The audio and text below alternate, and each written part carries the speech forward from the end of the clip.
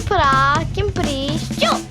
네, 슈프라입니다. 김프리입니다. 라떼 CCM이라는 거를 하자고 할 때 네. 사실 처음에 작년부터 저희가 진행해 온 100대 명반 프로젝트라는 게 있었어요. 그 프로젝트와 좀 연동을 해서 저희가 예전에 추억할 만한 앨범들을 소환해서 소개하면 어떻겠냐 그런 제안을 했었는데 그 프로젝트가 좀 뒤로 밀리고 있거든요, 점점. 되게 게으르세요. 아니, 이렇게 시대적인 요즘의 상황도 이렇다 보니까 조금 이렇게 뒤로 연기를 하고 있어요. 그래서 아마 여름 이후에, 가을 이후에 되지 않을까 생각을 해서 저희는 별도로 라떼 CCM이라는 제목으로 이렇게 진행을 하는데요. 언젠가 이제 그 100대 명반 프로젝트가 좀 소개가 되면 저희가 함께 콜라보해서 그 순위들도 한번 소개해드리고 하면 좋을 것 같습니다. 100대 명반 프로젝트라는 작업이 아마 처음이자 마지막이 되지 않을까, 이 CCM에서는. 더 이상 앨범 단위로 이제 음악을 듣지도 않을 뿐더러 이렇게 과거를 소환해서 기억해내서 리뷰하고 평하는 게 그 참여하시는 그 세대가 마지막이 아닐까, 그런 얘기들을 좀 하세요. 그래서 저희 안에서는 굉장히 의미 있게 이것들을 잘 담아내려고 노력을 하고 있으니까요.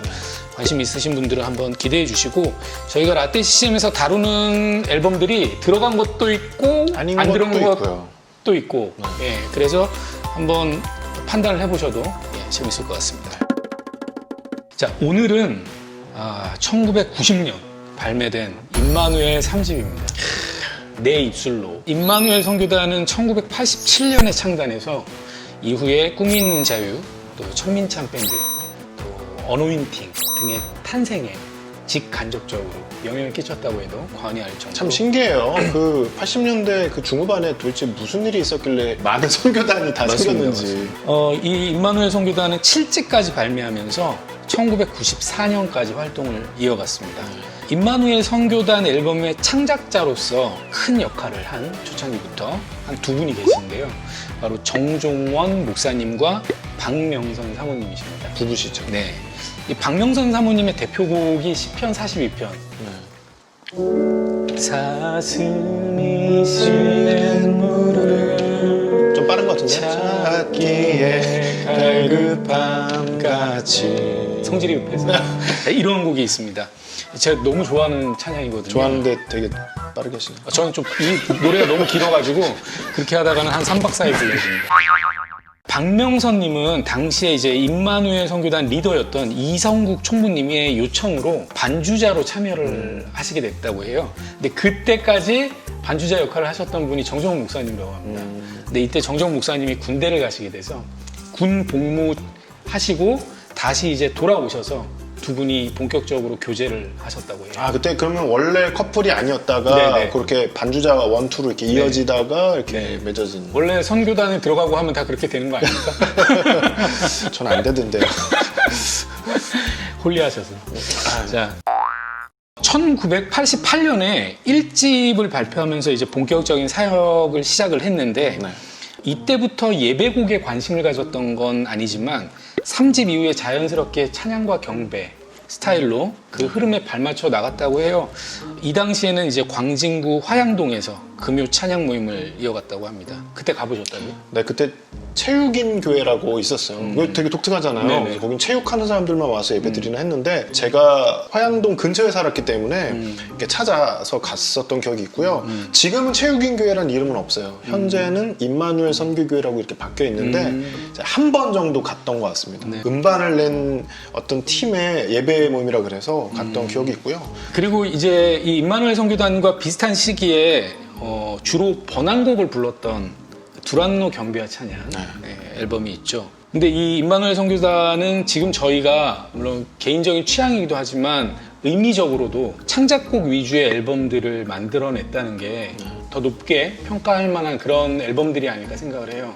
그렇죠. 그 당시에 그 가스펠 복음성가 음반들이 대부분 창작곡이었지만 경배와 찬양 사역이라는 이름으로 달려서 하는 팀은 거의 없었어요. 네. 그러니까 그 두란노 경배와 찬양이라는 팀이 이렇게 해외곡들을 번안하면서 경배와 찬양이라는 어떤 문화 자체를 일으켰던 거의 효시 같은, 물론 그 전에도 있었겠지만 예배 모임이, 그러니까 예배사역이라는 말 자체가 거의 그 즈음 87년부터 해서 했는데 이 임마누엘 3집이 다뤄냈던 창작 예배곡에 그 전에 잘 없던 시도였거든요. 그래서 저도 굉장히 인상적으로 받았고 또 듣고 또 그것을 이제 좀 따라가게 됐던 네. 좋은 계기가 됐죠. 아무튼 그래서 임마누엘 선교단도 이 3집 이후에 자연스럽게 찬양과 경배와 찬양 스타일의 앨범들을 만들어 나가게 되는데 이게 뭐 특별히 계획을 한 게 아니라 그 내부적으로 선교단 안에서 만들어진 새 노래들이 그런 노래들이었다고 해요. 그러니까 아마 자연스럽게 그런 방향들이 이루어진 것 같습니다. 특이하게도 임마누엘 선교단은 사역 초기부터 음악과 미술 사역을 병행하다가 1990년 음악은 임마누엘 선교단 그리고 미술은 기쁨의 집으로 분리해서 사역을 이어갔고 이때부터 이제 인천으로 옮겨서 찬양 모임도 이어갔다고 합니다. 아까 초반에 이름이 나왔는데요. 정종원 목사님이시죠.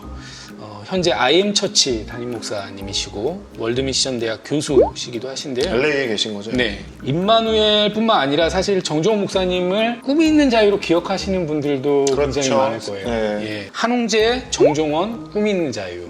사실 이 이후에 이제 결성이 되거든요. 95년 정도부터 네. 정말 주옥 같은 수많은 곡들을 쓰신 대표적인 분이 아닐까 생각이 들고요. 음악 전공자가 아님에도 훌륭한 작곡 능력을 저에게 선물해주고 계십니다. 기지촌에서 어린 시절 보냈다고 해요. 다니던 교회에 어느 날 해외 군인들이 이렇게 출석할 교회를 찾았던 건지 언젠가부터 이렇게 출석을 하게 됐다고 해요. 그래서 그분들과 이렇게 찬양하고 하면서 자연스럽게 이 아메리칸 스타일의 그런 음악을 좀 접하게 됐다고 합니다. 그리고 이제 그때 미군 방송에서 가스펠들을 이렇게 틀어주셨다고 해요. 거기서 나오는 방송들을 이렇게 녹음을 하셨대요. 근데 이제 녹음을 한 게 끝이 아니고 주변에 이제 친구들이나 선 후배들한테 자기가 선곡을 해가지고 그거를 녹음을 해가지고 선물해 줬다고 합니다. 근데 이제 본인이 후에 하시는 말씀으로는 자기가 그때 그렇게 열심히 당시 유행하던 가스펠 음악을 듣고 그거를 선별을 하다 보니까 어떤 것들이 대중적으로 많은 사람들이 좋아하는 곡일까 하는 그런 거에 대한 나름대로의 기준이 생겼고 감각이 생기고 네, 감각이 생겼다고 그렇게 표현을 하시더라고요. 그래서 저는 사실 임마누엘 선교단의 노래들이 처음에 다 번안곡인 줄 알았거든요. 그랬어요. 네, 그러니까 이게 그만큼 좀 세련됨을 나름대로 가지고 있다고 생각을 했거든요. 근데 이런 이유가 있었던 것 같습니다. 그렇게 해서 이제 작곡을 시작하게 됐고 레코더로 녹음을 하면 이제 아내 되시는 박명선 사모님이 이렇게 악보를 만들어 주셨다고 해요. 제가 이런 이야기를 이렇게 들으면서 저 개인적으로 좀 존경하고 좋아하는 한국의 창작 워십 하시는 분들,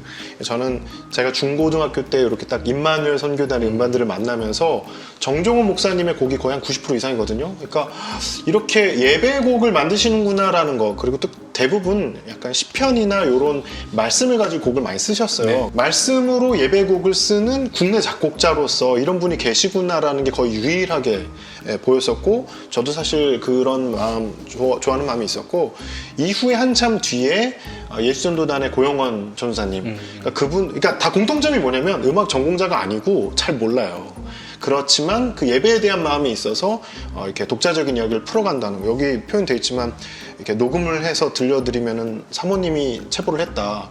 그러니까 저도 사실 그런 수준이었고, 뭐 고영원 전사님도 그렇고 다들 이렇게 전공자가 아닌데 네. 예배 사역을 하면서 창작곡으로서 한국교회의 어떤 음악에 좋은 기틀을 마련한 분들, 저도 이렇게 그 라인에 좀 이렇게 끼는 마음으로 있습니다. 근데 제가 정말 좋아했던 분이기 때문에 저도 비슷한 걸음을 걸었다라는 데서 네. 좋은 마음이 있습니다. 인정합니다. 예. 자, 그러면 저희가 이제 3집을 본격적으로 소개를 해드릴 텐데, 네. 3집 소개 잠깐 들어가기 전에, 저희가 1, 2집을 건너뛰고 이제 3집으로 가는 네, 네, 거거든요. 네.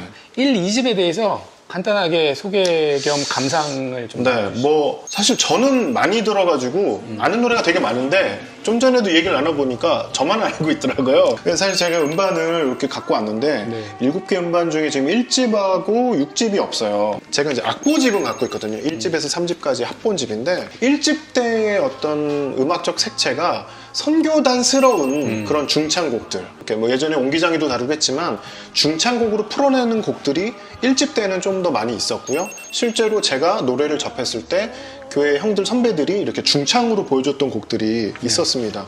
그러다가 이제 2집으로 넘어가면서 좀 더 노래가 단순해지고 좀 더 대중적이 되는 노래들이 있었고요. 2집 때도 사실 말씀드렸더니 잘 모르는 곡이 있더라고요. 아침에 나로 주의 인자한 말씀을, 요런 거, 이거 박명선 사모님이 쓰신 거. 주의 말씀은 내 발의 등이요 내 길에 구름같이 허다한 예수의 증인들이, 요거 베이스라인 하나씩 내려가는 독특한 건데 요것도 아마 들으시면 좀 알 법하고요. 또 하나는 제가 2집 음반에서 되게 인상적으로 들었던 게 뭐냐면 여호와의 영광을 인정, 이게 점점 빨라지고 하면서 이렇게 겹겹이 쌓아가면서 물이 바다를 또 벌스 부르면서 할렐루야 막 이렇게 한 3가지가 막 돌아가는 노래가 있어요. 이런 스타일의 노래를 제가 접한 적이 없거든요.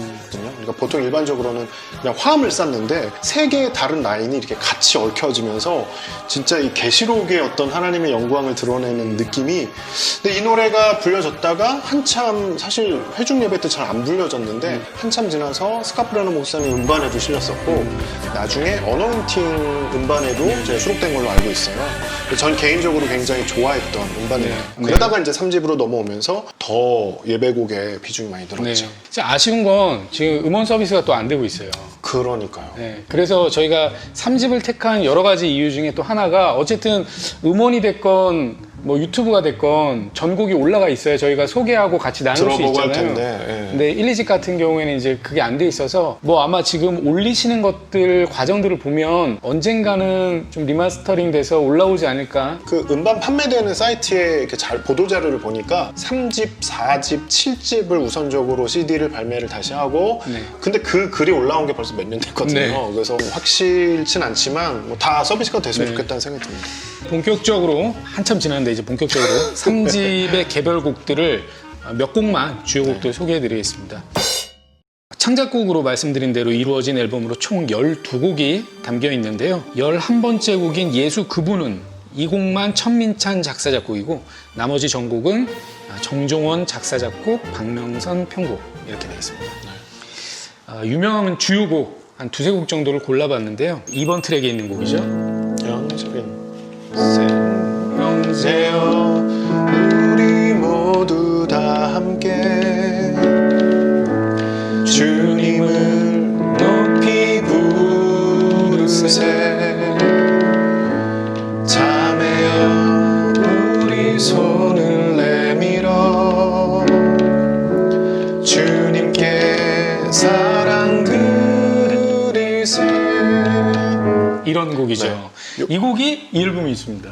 이 음반 이후에 제 기억으로는 꽤 많은 예배 때 이 노래가 첫 곡이었어요. 저희 굉장히 많이 그러니까 그리고 이 뒷부분에 보면 후렴 때 주님을 찬양할 때 아까 전에 2집 소개할 때도 말씀드렸지만 뭔가 이렇게 다른 진행이 같이 맞물리는 거, 주님을 하면서 이렇게 얽히는 또 그 재미가 있거든요.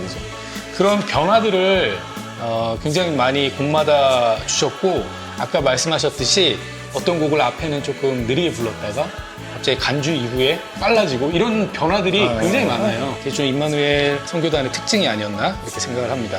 그 다음에 주의 인자하심을, 주의 성실하심을 감사하리라 이렇게 따라 나와요. 주의 광 이렇게 나가죠. 이것도 앨범 버전으로 들어보면 앞에는 굉장히 느리게, 그리고 뒤에 이제 굉장히 비트감 있게 이렇게 부른 곡이, 많은 분들이 너무나 잘 아실 만한 한 곡이 이 앨범에 또 담겨 있습니다. 내 입술로 하나님의 이름을 찬송하며 내 마음으로 하나님을 즐겁게 찬양하네. 이것도 비슷해요. 맞아요. 이게 나오는 게 뭐냐면 이게 같은 코드로 C, G, A만 이렇게 나가면서 뒷부분에 할렐루야 넘어갔다가 또 황소를 드리고, 근데 나중에 보면 이제 누구는 벌스하고 누구는 할렐루야 그러고 이렇게 같이 쫙 나가죠. 그런 형식을 임마누엘이 잘 잘 사용했던 것 같아요. 이제 좋아하셨어요. 근데 그게 그렇게 쉽게 만들어지는 그 스타일의 음악은 아니거든요. 아닌데. 네, 그래서 굉장히 탁월하시다 그런 부분에서.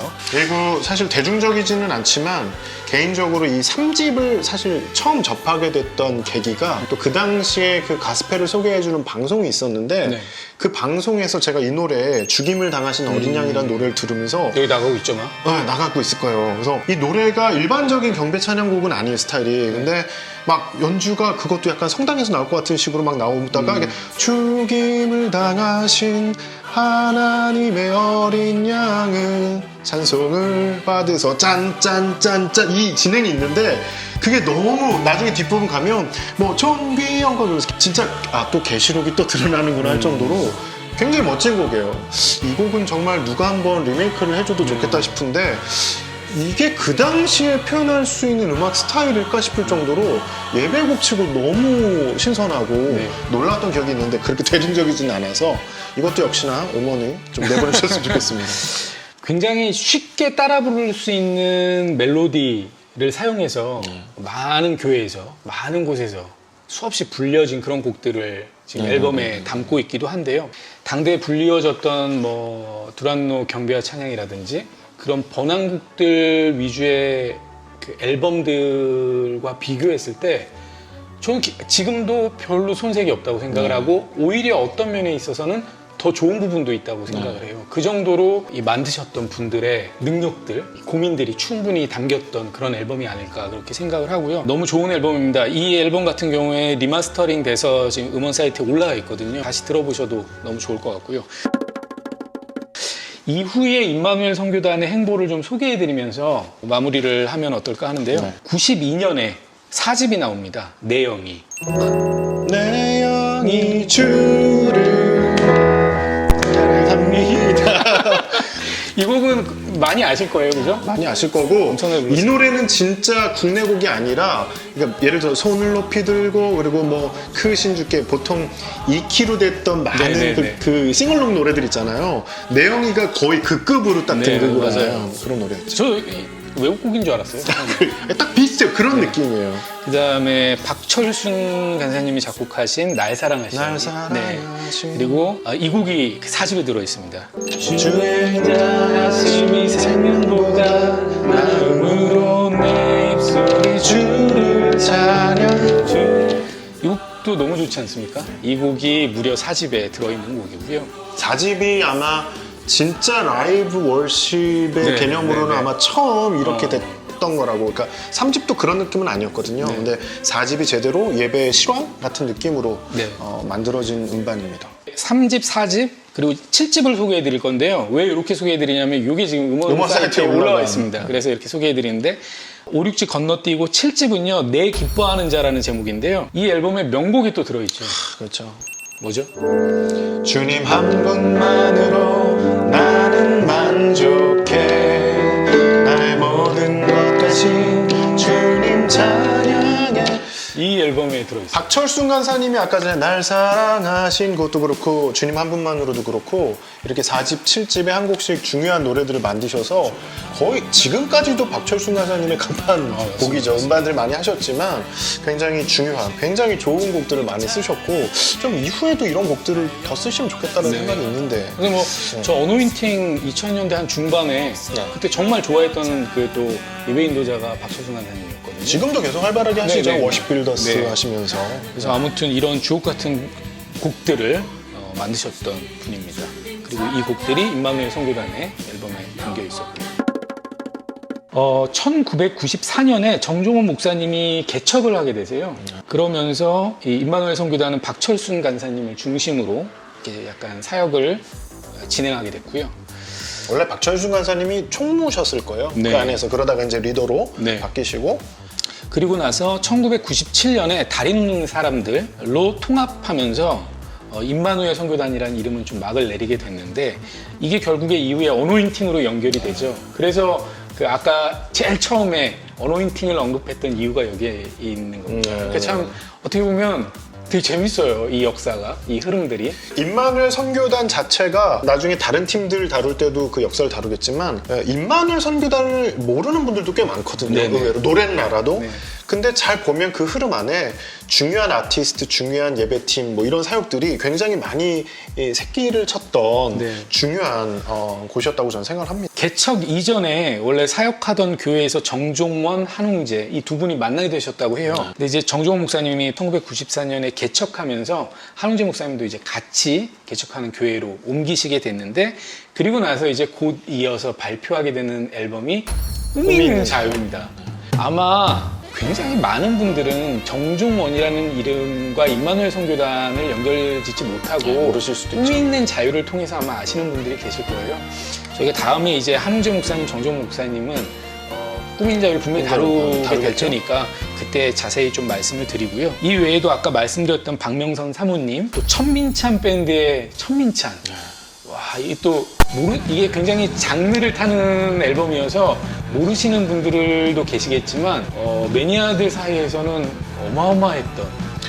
나중에 그 일반 가요씬에서 네, 활동하시면서 거기서도 좀 알만한 노래들이 있었는데 뭐 그건 나중에 댓글로 네. 혹시 뭐 나눌 수 있으면 나누겠습니다. 아무튼 이 얼터, 천민찬 밴드 또 이런 앨범들, 노래들도 굉장히 의미 있는 네. 앨범들이고 명반들이기 때문에 나중에 또 다룰 수 있으면 네, 명반의 개념이 사실 뭐 대중적으로 무조건 큰 히트를 쳐야만 하는 게 아니라 또 그 앨범 자체로서 네. 가치로 인정받는 부분도 분명히 있으니까요. 그럼요. 그래도 많은 사랑을 받기도 했고.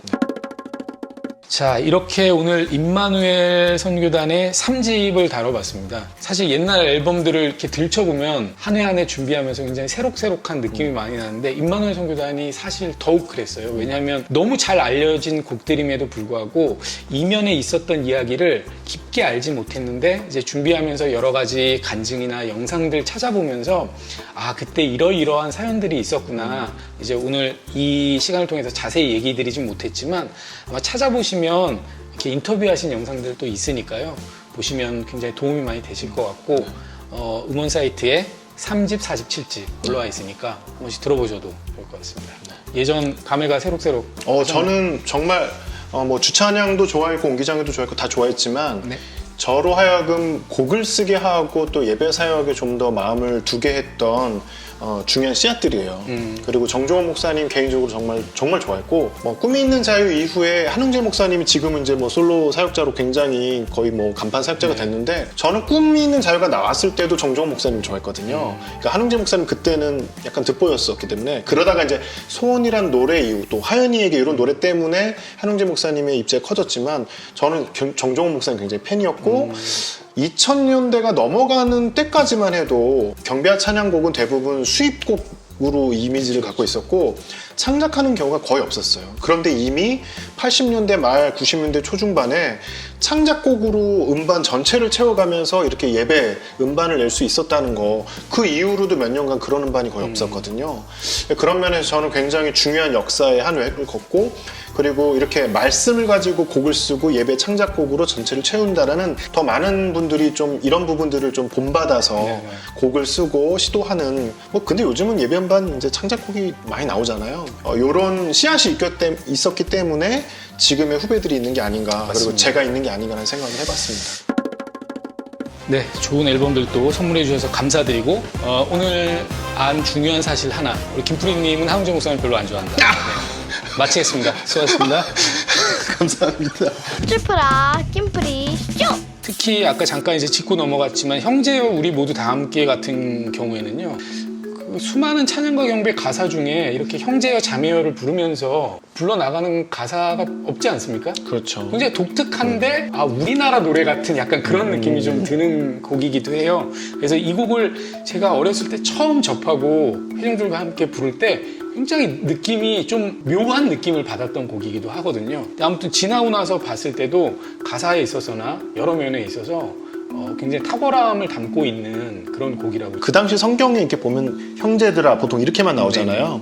근데 여기서 그 밸런스를 잡았단 말이에요. 형제 우리 모두 다 함께 자매요 이렇게 되니까 노래를 하다 보면 인도자가 시키지 않아도 형제요 그럼 형제를 보게 되고 자매요 그런데 형제를 볼 수는 없잖아요. 그러니까 자연스럽게 형제 자매를 돌아보게 만드는 그런 어떤 밸런스를 잘 잡았던 것 같아요.